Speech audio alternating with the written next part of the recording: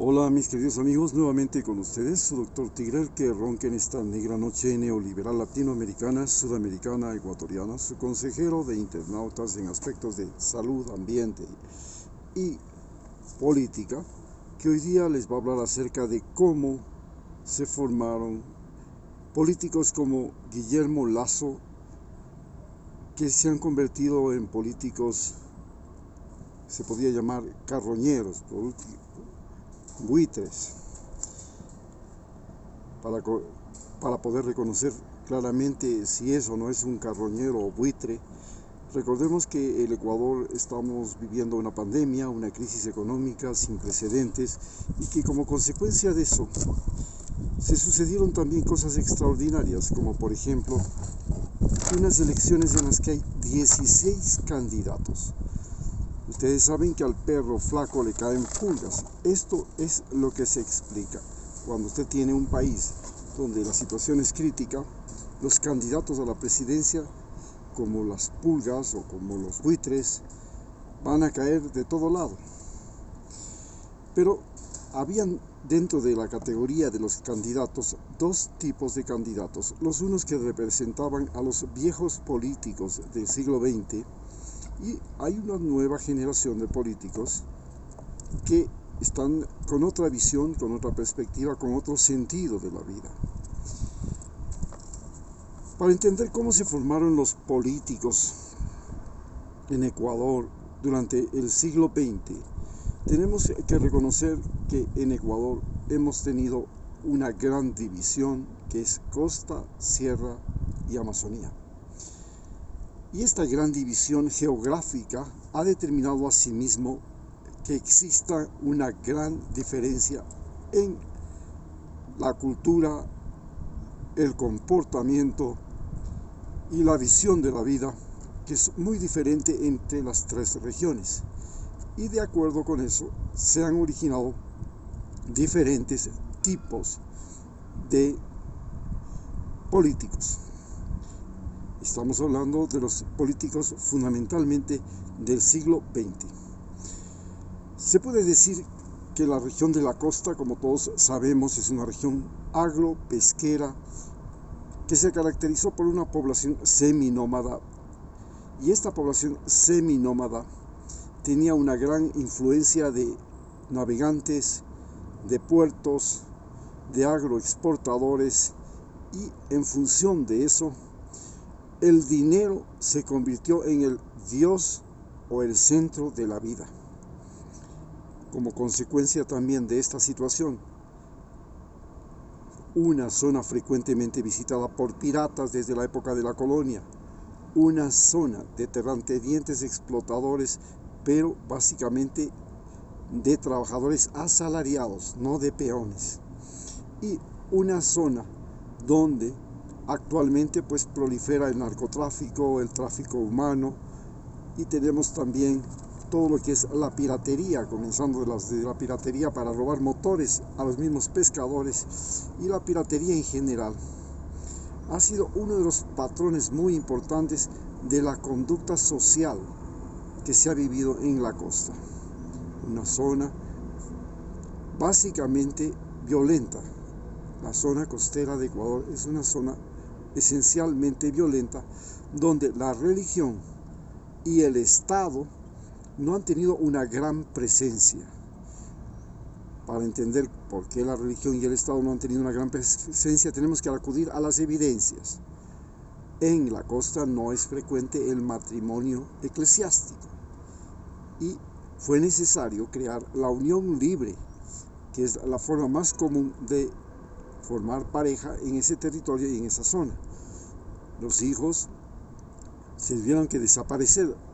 Lo que en la costa era una doctrina antes de la colonia y durante la vida republicana, hijos legítimos, hijos ilegítimos, hijos de cura, en la costa todos eran simplemente, se hizo necesaria, a medida que aumentó la población costera, y la población costera fue mayor que la de la sierra, pues en la legislación ecuatoriana tuvieron que desaparecer esta versión de los hijos legítimos, los hijos ilegítimos y los hijos de cura, que eran la clasificación que existía hasta el gobierno de Velasco Ibarra. Estamos hablando de 1948, es decir, hasta mediados del siglo XX.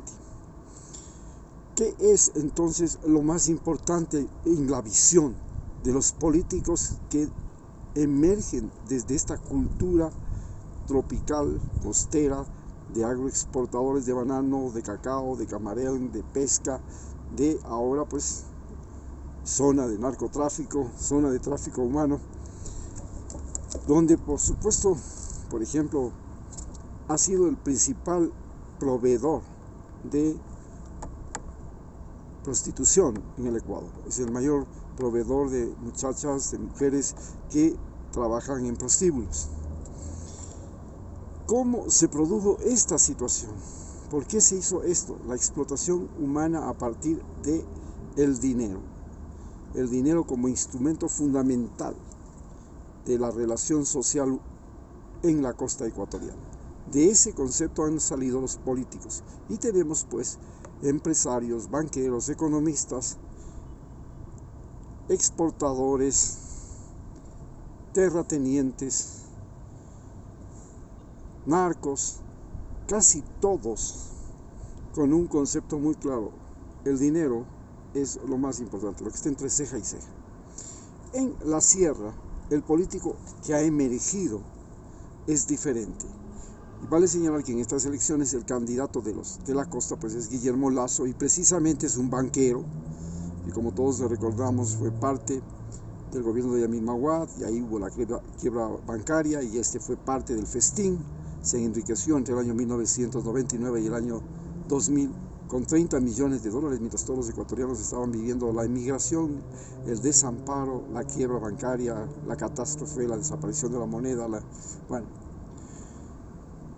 este es el candidato que está ahora presente. ¿Y cuáles son sus propuestas? Sus propuestas esencialmente tienen que ver con dinero. Por ejemplo, habla de: voy a prestar dinero a los agricultores y les voy a cobrar el 1% de interés ya 30 años plazo. Por supuesto, esto es una mentira, como lo fue Pan, Techo y Empleo de León Febres Cordero, el líder del partido que le apoya a Guillermo Lasso, el Partido Social Cristiano, y que tiene como acólito, como delfín, a Jaime Nebot, el alcalde por más de 30 años de Guayaquil. Esto nos da la idea de quién otras personas están vinculadas con Guillermo. Está Álvaro Noboa, el agroexportador, está todos los camaroneros, la industria camaronera, están los de la industria pesquera. Ellos son los que le dan el mayor aporte y el mayor apoyo a Guillermo Lasso. Bien, ¿cómo es el político nacido en Quito? En la sierra en general, el político de Quito, Cuenca, de toda la serranía.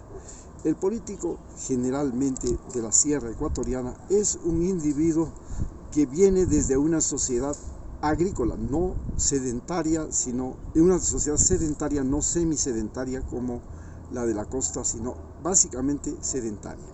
Desde las casas en la sierra se construyen de ladrillo, de adobe, son viviendas permanentes, en tanto que en la costa la vivienda ha sido siempre una vivienda precaria de madera, con techos de zinc, con techos de paja, provisoria, siempre provisoria, porque había inundaciones, porque había cambio climático. Vale señalar que la costa ecuatoriana ha sido siempre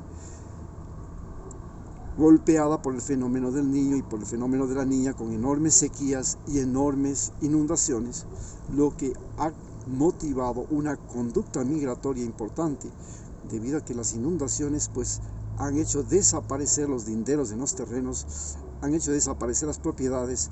Por tanto, la tenencia de la tierra no ha sido una cosa tan estable como en la sierra.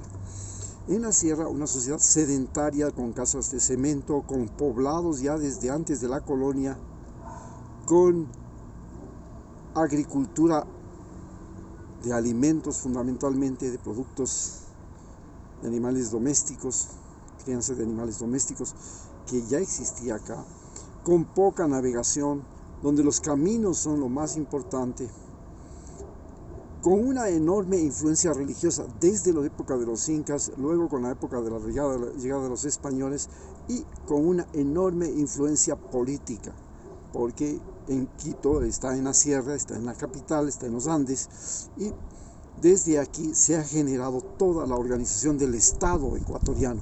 Por tanto, el político ecuatoriano, el político serrano, tiene una visión fundamentalmente moral y una visión legalista. Entonces usted le van a oír a una Manuela que, ay, Dios mío, la moral y todo, y los otros que te hablan de Dios y del otro del castigo divino y del castigo legal y de la cárcel y de la presión. La mayor cantidad de policías son serranos, la mayor cantidad de soldados del ejército son serranos, y se han criado con este concepto, la moral, la ley, como lo más importante. Leyes absolutamente injustas, leyes absolutamente inmorales han sido las que han dominado aquí. Por ejemplo, fue necesario que venga la revolución desde la costa para que las mujeres puedan estudiar, para que las mujeres puedan ser empleadas públicas, gracias a la revolución liberal. En la sierra la mujer era marginada, estaba para ir a misa, para tener hijos, para recibir la golpiza del marido, para nada más. Y entonces esta ha sido la mentalidad propia del político serrano y de la política serrana. La política serrana especialmente ha sido racista. Si eres una drogadicta de la Mariscal, pero blanca de plata, después te haces política, y lo que más vas a odiar es a los indios alzados. Los indios alzados que se vienen acá a la capital a querer quemarnos la ciudad. Eso es intolerable. Esta es la mentalidad del político de Quito. Hombres y mujeres, y siempre tendrán en la punta de la lengua algo que no pueden y nunca lo han podido tener como parte de su manera de ser: la honestidad.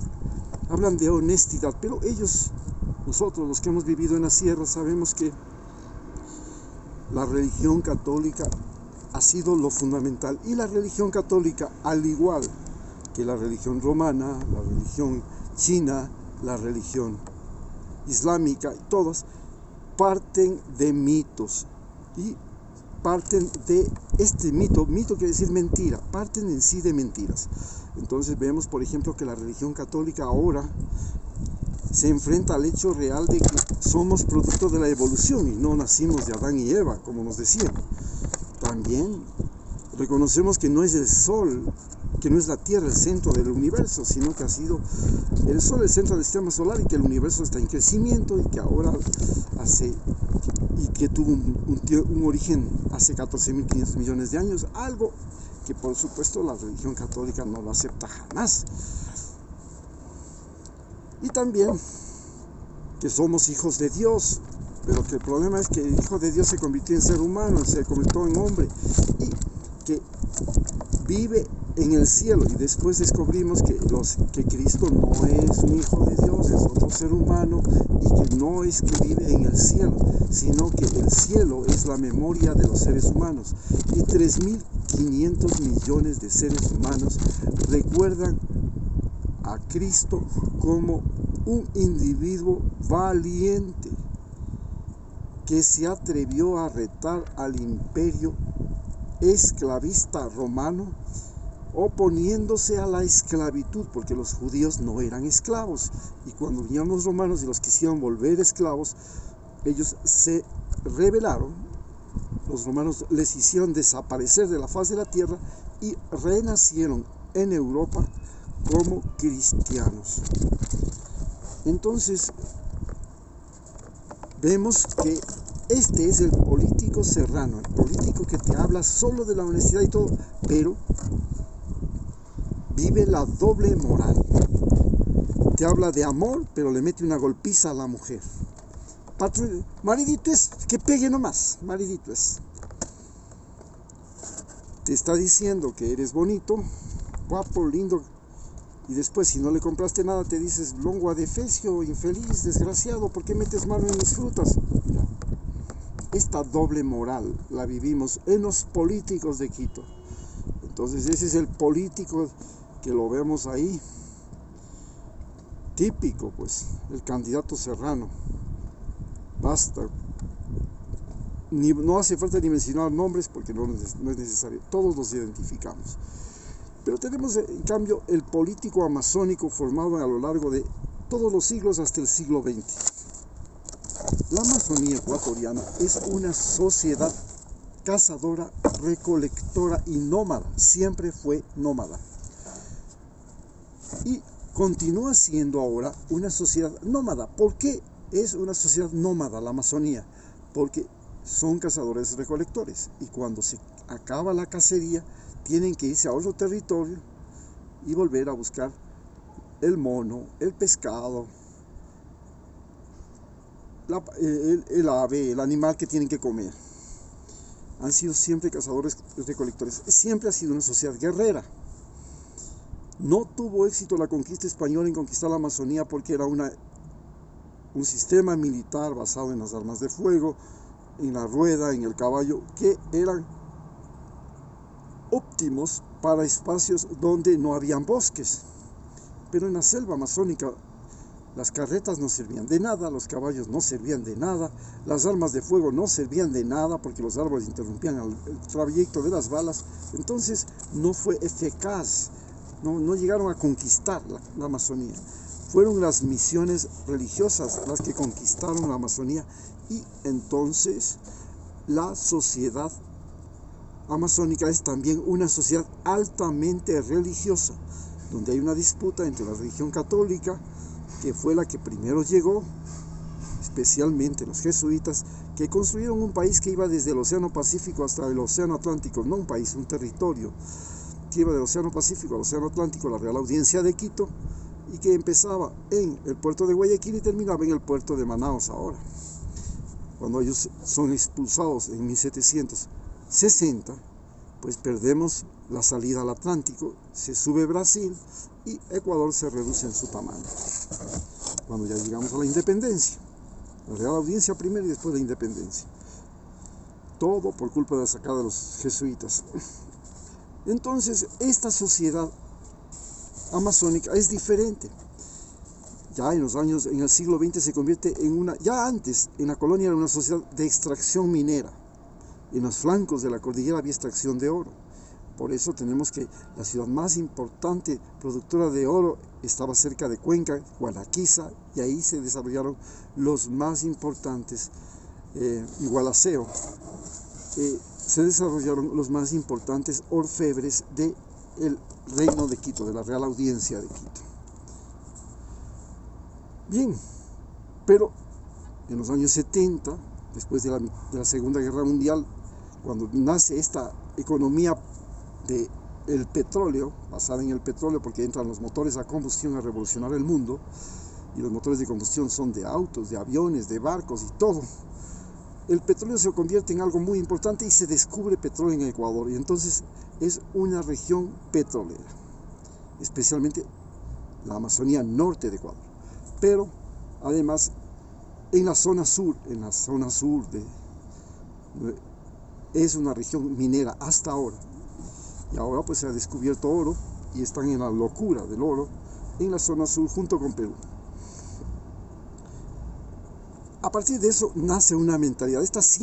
Como era una zona de conflicto y una zona de guerreros, entre comillas, los indígenas amazónicos siempre fueron guerreros, los Shuar, los Guarani, inclusive los mismos quichuas, pero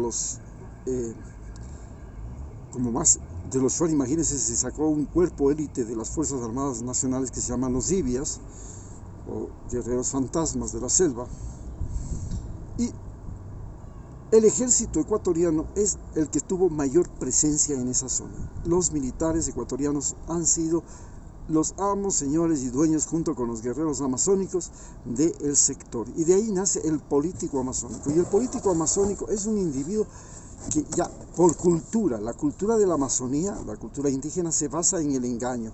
Se pintan la cara, se mimetizan con la naturaleza para poder atrapar la presa y engañan a todo el mundo.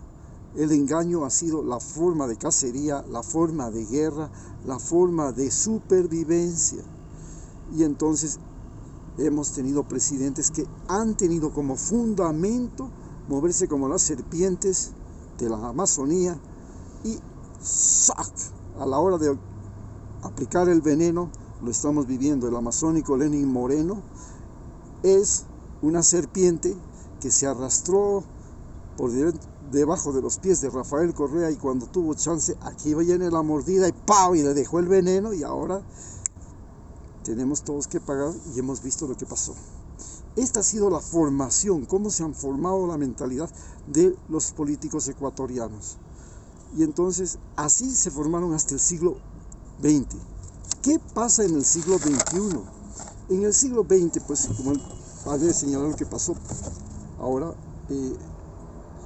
en el siglo XX, pues lo más importante en el siglo XIX era la tierra, la religión, el pueblo, la ciudad, el pueblo, y de ahí nacieron lo que se llaman las servidumbres, los siervos, las empleadas domésticas, los empleados, los peones de las haciendas. Ellos fueron el centro y el eje fundamental de la política, es decir, de la forma como se organizaba el Estado. Y entonces era una zona, la zona andina, una zona que estaba sujeta a terremotos, a temblores, donde los caminos, los pueblos eran... Y el mayor problema que tenían las relaciones entre los patronos y los peones era, aquí había el guasipungo, el peón tenía un pedacito de tierra que le daba el patrón para la supervivencia, y el mayor problema que tenía desde la colonia la gente de la sierra era el agua. El patrón no le daba el agua, sino cuando le daba la regalada gana, y era la forma de controlar que el indígena no tenga más cultivos, más animales, ni nada. Y los pueblos tenían el gran problema del agua. Por eso, la primera organización social, político-social que surge en el Ecuador son las juntas de agua potable. Y hasta ahora es el centro de la vida de los pueblos de la sierra. Y el candidato Yacu Pérez, se hace llamar Agua, su nombre quiere decir Yacu en quichua, agua, él se da cuenta de que el agua es el principal problema que tienen los indígenas de la sierra, y por eso él se lanza con ese nombre a la candidatura de la presidencia, y debía estar en la segunda ronda si no le hacían alguna jugada sucia que le hizo Guillermo Lasso y toda la derecha ecuatoriana. Pero, ¿qué sucede en el siglo XX? Esta trayectoria histórica fue la más importante durante el siglo XX, y como consecuencia pues tuvimos peones, terratenientes, los servidores públicos básicamente estuvieron en la sierra, y tuvimos una gran cantidad de policías, soldados, todos, la mayoría de la sierra, los curas, los sacerdotes, las iglesias. Vale señalar que mientras que en la costa el centro del pueblo es la escuela, lo mismo que en la Amazonía ahora, en la sierra, desde la época de la colonia, el centro del pueblo es la iglesia. Al lado de la iglesia, la tenencia política. Y al lado de la tenencia política, la casa del terrateniente. Esa ha sido la forma como se organiza el Estado, como se organiza la sierra. Y de ahí nace el típico político serrano: terrateniente, ganadero, patrón, patronceto, siempre patrón. En cambio, y dense cuenta, el candidato a la vicepresidencia por Guillermo Lasso, borrero, de Cuenca, patrón, abuelo vicepresidente de la República, papá también político, él ahora candidato a vicepresidente, político, patrón, cuencano, estudiado en Harvard por si acaso, porque Harvard no solamente estudia la gente más capaz, en Harvard estudia la gente que tiene plata. Y eso es lo que se ha denunciado justamente ahora, el escándalo de los hijos de los actores de cine en los Estados Unidos, que fueron a parar en las mejores universidades, porque las universidades en Estados Unidos también dan título y aceptan estudiantes que tienen billete. El yerno de Donald Trump donó una biblioteca a la universidad en la que se graduó y estudió. Bien, ¿qué es lo que tenemos ahora en la costa en el siglo XX? En el siglo XX, en cambio, tenemos otro tipo de políticos. En el siglo XX, el comercio, especialmente el comercio de exportación, nos convertimos en el primer exportador mundial de cacao. Luego, en el primer exportador mundial de banano.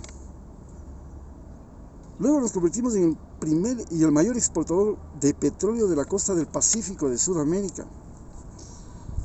Ahora ya nos ganó Colombia.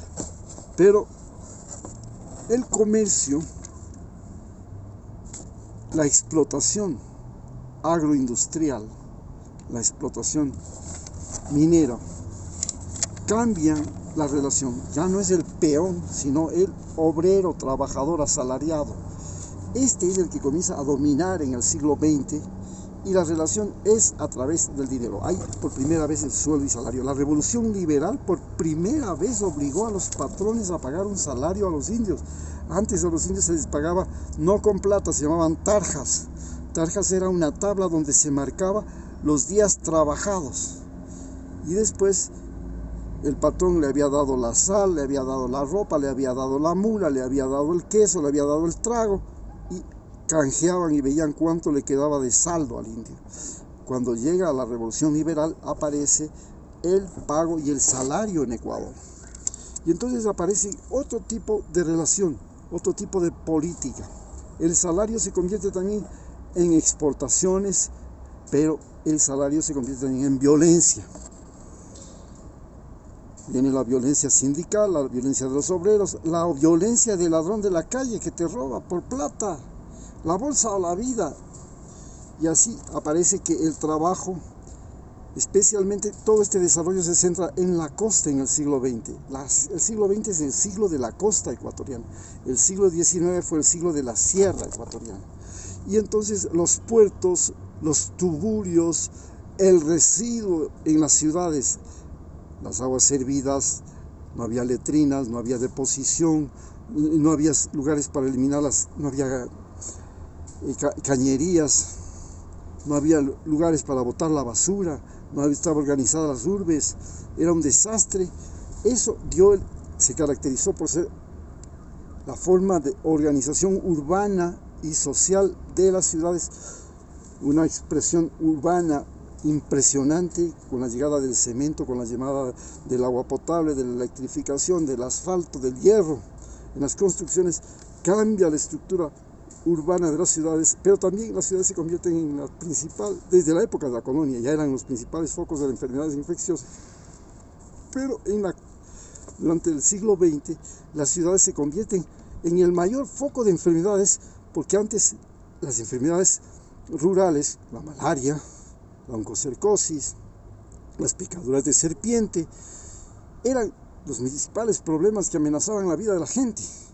Pero cuando llegan ya las urbes, la viruela, el sarampión, la tosferina, la gripe, las pestes como las que estamos viviendo ahora, se profundizan, se vuelven. Además, en el siglo XX comenzamos ya a sentir que las sequías y las inundaciones eran graves problemas, especialmente las inundaciones costeras, porque nos malograban la economía, acababan con las exportaciones. Y surge una serie en el siglo XX de políticos. Estos políticos se caracterizaban por ser oportunistas y parásitos. Y surgían en todas partes. Eran oportunistas y parásitos que se aprovechaban fundamentalmente de los trabajadores, y los trabajadores eran fundamentalmente trabajadores por tiempos, por temporadas, trabajadores rotativos que estaban en el campo, en la ciudad, eran el albañil, el carpintero, el albañil, cualquier persona que hacía trabajos domésticos.